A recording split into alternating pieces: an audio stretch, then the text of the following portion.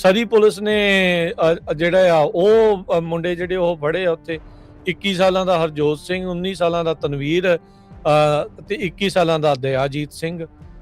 ਗੋਲੀ ਚਲਾਉਣ ਦੇ ਜਿਹੜੇ ਦੋਸ਼ ਆ ਇਹਨਾਂ ਦੇ ਉੱਤੇ ਜਿਹੜੇ ਉਹ ਲੱਗੇ ਇੱਕ ਥਾਂ ਦੇ ਉੱਤੇ। ਤੁਸੀਂ ਹੁਣ ਹਿਸਾਬ ਲਾ ਲਓ ਵੀ ਇਹ ਕਿਹੜੀ ਉਮਰ ਦੇ ਆ ਤੇ ਕੰਮ ਜਿਹੜੇ ਕਿੱਦਾਂ ਦੇ ਆ। ਰੀਨੋ ਵਾਲਾ ਤੁਸੀਂ ਦੱਸ ਕੇ ਹੀ ਹਟੇ ਆ ਵੀ ਉੱਥੇ ਕਾਰਗੋ ਥੈਫਟ ਵਾਲਾ ਮੋਟਰਸਾਈਕਲ ਕਲੱਬ ਵਾਲੇ ਦਾ ਤੁਹਾਡੇ ਸਾਹਮਣੇ ਆ। ਸੋ ਕਮਿਊਨਿਟੀ ਨੂੰ ਸਮਾਂ ਰਹਿੰਦੇ ਹੋਏ ਜੇ ਇਸ ਦੇ ਉੱਤੇ ਕੋਈ ਕਾਰਵਾਈ ਨਾ ਕੀਤੀ, ਸੁਧਾਰ ਵਾਲੇ ਪਾਸੇ ਨੂੰ ਤੁਸੀਂ ਜੇ ਕਦਮ ਨਹੀਂ ਚੱਕਿਆ ਤਾਂ ਔਖਾ ਹੋ ਜਾਣਾ। ਬਹੁਤ ਔਖਾ ਹੋਇਆ ਹੀ ਪਿਆ ਆ, ਵੀ ਹੋਰ ਵੀ ਜ਼ਿਆਦਾ ਔਖਾ ਬਾਕੀਆਂ ਦੇ ਲਈ ਵੀ ਜਿਹੜਾ ਹੋਣਾ ਹੋ ਜਾਊਗਾ।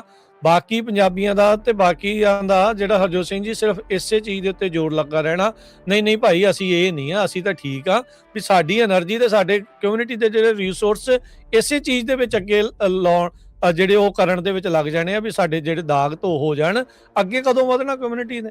ਸਵਾਹ ਵੱਧ ਹੋਣਾ ਅੱਗੇ ਵੀ ਜੇ ਆਪਣਾ ਸਾਰਾ ਜ਼ੋਰ ਆਪਣੇ ਰਿਸੋਰਸਿਸ ਆ ਤੇ ਆਪਣੀ ਜਿਹੜੀ એનર્ਜੀ ਆ ਉਹ ਇਸੇ ਚੀਜ਼ ਦੇ ਉੱਤੇ ਲੱਗੀ ਰਹਿਣੀ ਆ ਵੀ ਨਹੀਂ ਭਾਜੀ ਅਸੀਂ ਇਦਾਂ ਦੇ ਨਹੀਂ ਹੈਗੇ, ਅਸੀਂ ਤਾਂ ਚੰਗੇ ਆ, ਅਸੀਂ ਤਾਂ ਆਹ ਕਰਦੇ, ਅਸੀਂ ਤਾਂ ਉਹ ਕਰਦੇ। ਅੱਗੇ ਵਧਣ ਦਾ ਵਕਤ ਜਿਹੜਾ ਉਹ ਕਦੋਂ ਆਊਗਾ? ਸੋ ਸਾਰਿਆਂ ਨੂੰ ਹੀ ਬੇਨਤੀ ਆ, ਪਰਿਵਾਰਾਂ ਤੋਂ ਲੈ ਕੇ ਕਮਿਊਨਿਟੀ ਲੀਡਰਸ ਤੋਂ ਲੈ ਕੇ ਜਿੱਥੇ ਵੀ ਥਾਵਾਂ ਦੇ ਉੱਤੇ ਆਰਗੇਨਾਈਜੇਸ਼ਨ ਹੈ, ਸਾਰਿਆਂ ਨੂੰ ਇਹ ਜਿਹੜਾ ਉਹ ਦੇਖਣਾ ਪੈਣਾ ਆ।